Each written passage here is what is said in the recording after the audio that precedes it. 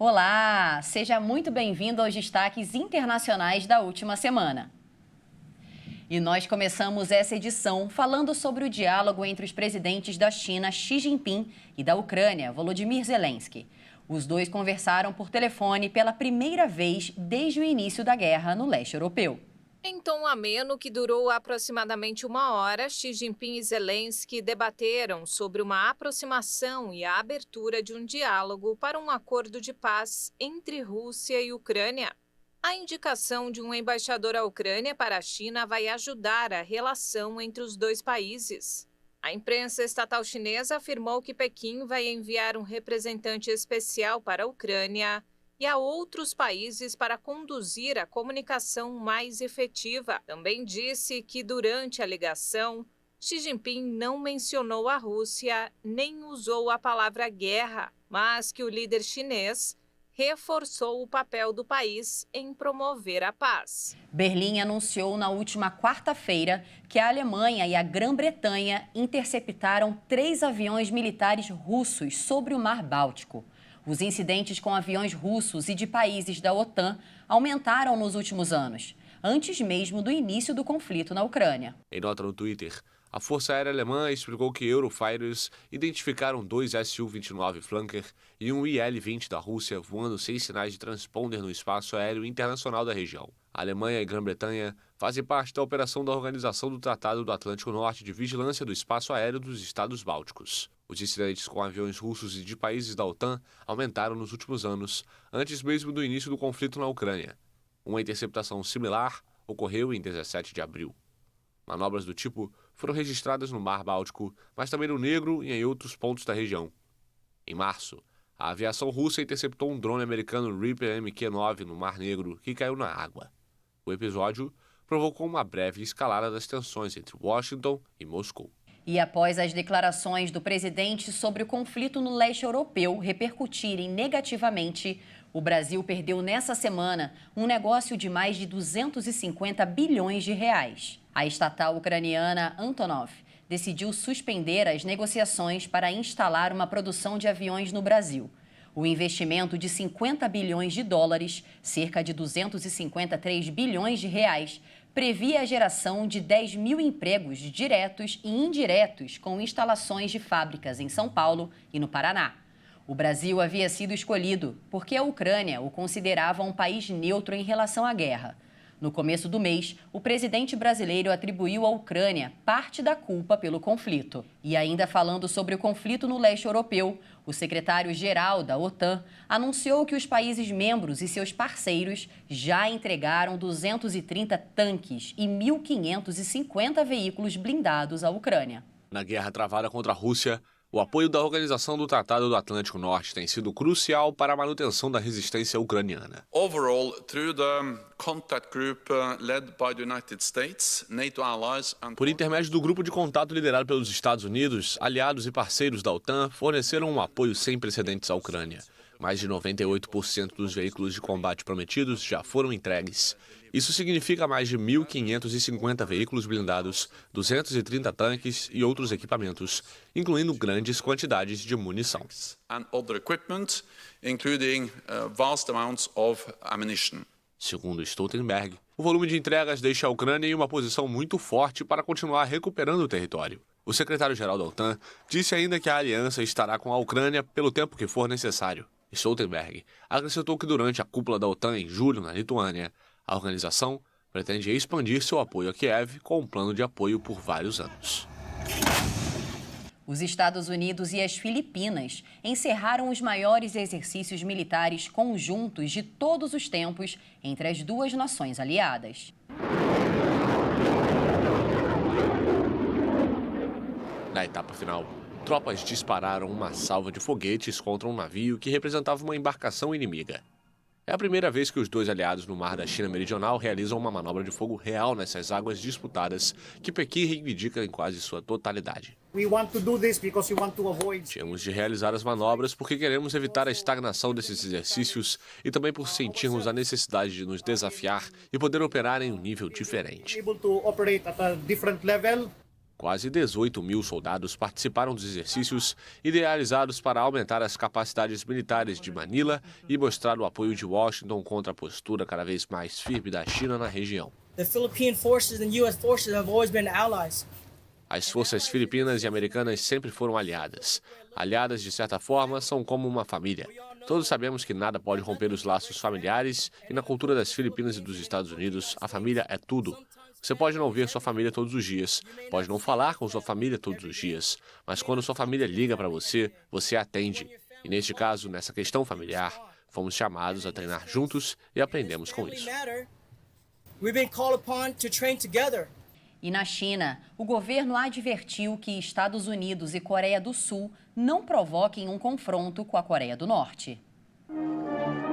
Pequim criticou a declaração do presidente americano Joe Biden e do seu colega sul-coreano Yoon Suk-yeol de que Pyongyang enfrentaria o fim de seu regime caso utilizasse seu arsenal nuclear. Quero enfatizar que a questão na Península da Coreia é muito mais complexa e delicada. Todas as partes devem mergulhar fundo na situação e desempenhar um papel construtivo na promoção de uma solução pacífica, uma solução política por meio do diálogo e consulta, em vez de provocar deliberadamente tensões, provocar confrontos e fazer ameaças. Reunidos em Washington, o americano Joe Biden e o sul-coreano Yoon Suk-yeol afirmaram que se a Coreia do Norte atacasse a Coreia do Sul ou os Estados Unidos, a resposta seria devastadora. As duas partes também anunciaram que o escudo de segurança americano para a Coreia do Sul será reforçado diante dos testes de mísseis da Coreia do Norte, país que possui armas nucleares. O governo chinês condenou a declaração ao afirmar que Washington ignorava a segurança regional e insistia em explorar o tema da península para criar tensão.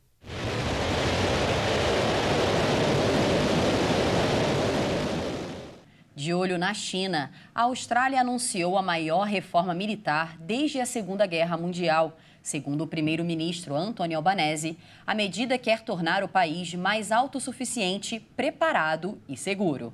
Os dois descreveram a revisão da estratégia de defesa como a mais significativa desde a Segunda Guerra Mundial. Enfrentamos as circunstâncias estratégicas mais desafiadoras desde a Segunda Guerra Mundial, tanto em nossa região quanto em todo o mundo. É por isso que estamos investindo em nossas capacidades de defesa. Investimos em nossas parcerias para construir uma Austrália mais segura e uma região mais estável e próspera, assim como investimos na importância da revisão estratégica de defesa. A iniciativa do meu governo mostra a força da nossa determinação em manter os australianos seguros. Diante de uma China mais combativa, Albanese diz que a Austrália se concentrará a partir de agora em dissuadir os inimigos antes que eles cheguem à sua costa, seja por mar, ar ou pela internet. Os estrategistas militares australianos observam com suspeita a ascensão militar de Pequim e temem que a influência do gigante asiático possa isolar a Austrália de seus parceiros comerciais e das cadeias de suprimentos globais. A Austrália já havia anunciado o desenvolvimento de submarinos de propulsão nuclear e que suas forças armadas deviam adquirir mísseis de longo alcance que possam ser lançados do ar e a partir do solo. E a Embraer anunciou um acordo para produzir o avião militar A-29N, Super Tucano, em Portugal. A aeronave de ataque leve atende aos requisitos operacionais da OTAN. O acordo foi anunciado em um evento que contou com a presença do presidente Lula e do primeiro-ministro de Portugal, António Costa. A cooperação será entre a Embraer e as empresas aeroespaciais. A aeronave é equipada com sensores e armas de última geração, incluindo um sistema eletroóptico infravermelho com designador de laser, óculos de visão noturna, comunicações seguras de voz e dados. O preço estimado de acordo com a configuração é de $10 milhões, o equivalente a R$50 milhões. A Embraer também fabrica em Portugal o cargueiro militar KC-390. Depois de 10 dias de violentos confrontos no Sudão entre o exército e paramilitares, um cessar-fogo de 72 horas entrou em vigor na terça-feira, apesar dos combates continuarem acontecendo. Antes do cessar-fogo, várias nações conseguiram dialogar com os dois lados rivais a retirada de funcionários diplomáticos e de cidadãos de seus países. Mais de 1.000 nacionais da União Europeia deixaram o Sudão. China, Estados Unidos, Japão, Reino Unido e vários países árabes também anunciaram a retirada de centenas de pessoas. O emissário das Nações Unidas para o Sudão, Volker Perthes, permanece no país do leste da África e tenta negociar uma solução pacífica para o conflito. Quase 200 cidadãos de mais de 14 países desembarcaram na segunda-feira à noite de um navio na cidade costeira de Jeddah, na Arábia Saudita. Entre as pessoas que fugiram do país africano estavam idosas em cadeiras de rodas e bebês carregados pelos pais. Apesar da trégua momentânea, a Organização Mundial da Saúde fez alerta para riscos biológicos elevados após a ocupação de um laboratório nacional de saúde do Sudão. Já o secretário-geral das Nações Unidas, Antônio Guterres, promoveu apelos pela paz e se mostrou preocupado com a possibilidade de o conflito escalar para o restante da região e além. Iniciado no último dia 15 de abril, o conflito entre o exército e paramilitares já deixou pelo menos 427 mortos e mais de 3.700 feridos. 5 trabalhadores humanitários morreram e quase 75% dos hospitais do país estão fora de serviço. Vamos para a Colômbia agora, onde o presidente Gustavo Petro pediu a renúncia na terça-feira de todo o seu gabinete devido às muitas dificuldades para implementar as reformas prometidas durante a campanha eleitoral. A solicitação, revelada por funcionários de alto escalão sob a condição de anonimato, ainda não foi oficializada por Petro, o primeiro presidente de esquerda do país. O chefe de Estado colombiano mencionou no Twitter que iria repensar o governo, após encerrar as alianças com partidos tradicionais cruciais para o sucesso de suas reformas. No poder desde 7 de agosto de 2022, o presidente não conseguiu implementar as profundas mudanças que prometeu durante a campanha eleitoral, principalmente em relação aos sistemas trabalhista, de saúde, previdenciário e judiciário. Os partidos Liberal, Conservador e Delaú, que se distanciaram do governo, se opuseram às iniciativas.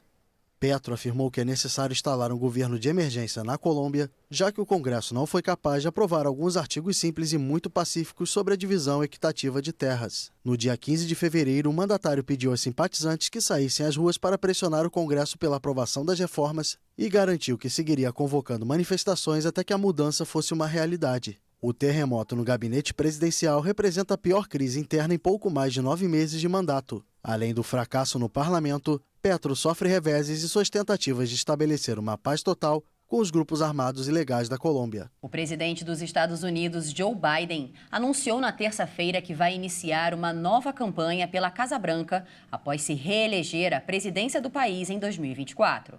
Biden postou a mensagem sobre a candidatura, dizendo que era momento de defender a democracia e as liberdades fundamentais.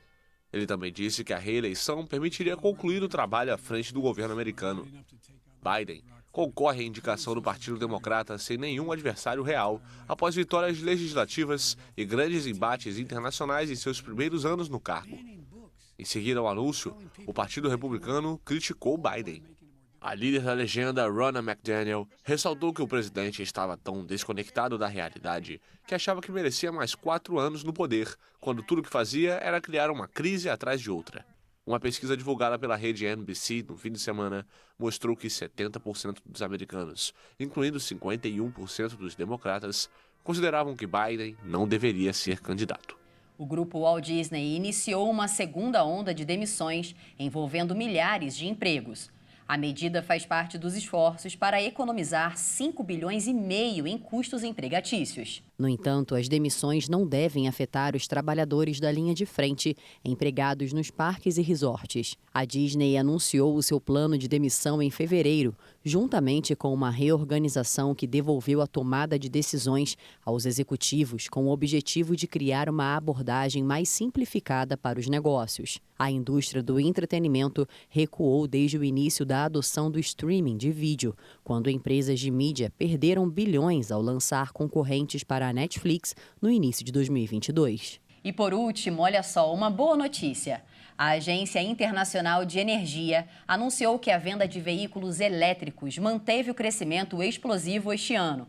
A expectativa é de logo, a cada 5 carros comercializados no mundo, 1 seja elétrico. A agência destacou que a rápida eletrificação do transporte terrestre terá grandes consequências para a indústria de energia, porque eliminará a necessidade de 5 bilhões de barris diários de petróleo até o final da década. O consumo mundial de petróleo é de cerca de 100 milhões de barris por dia atualmente.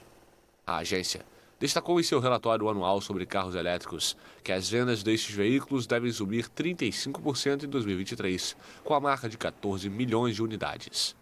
O número representará uma participação de mercado de 18% contra de 4% em 2020.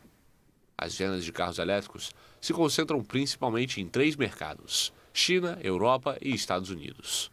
O gigante asiático está na liderança, com 60% das vendas mundiais de carros elétricos em 2022. Que bacana, hein? Essa edição fica por aqui. Mais notícias ao longo da nossa programação. Se você quiser rever alguma das nossas reportagens, é só acessar o nosso canal Hit Notícias no YouTube. Excelente final de semana para você. Tchau, tchau.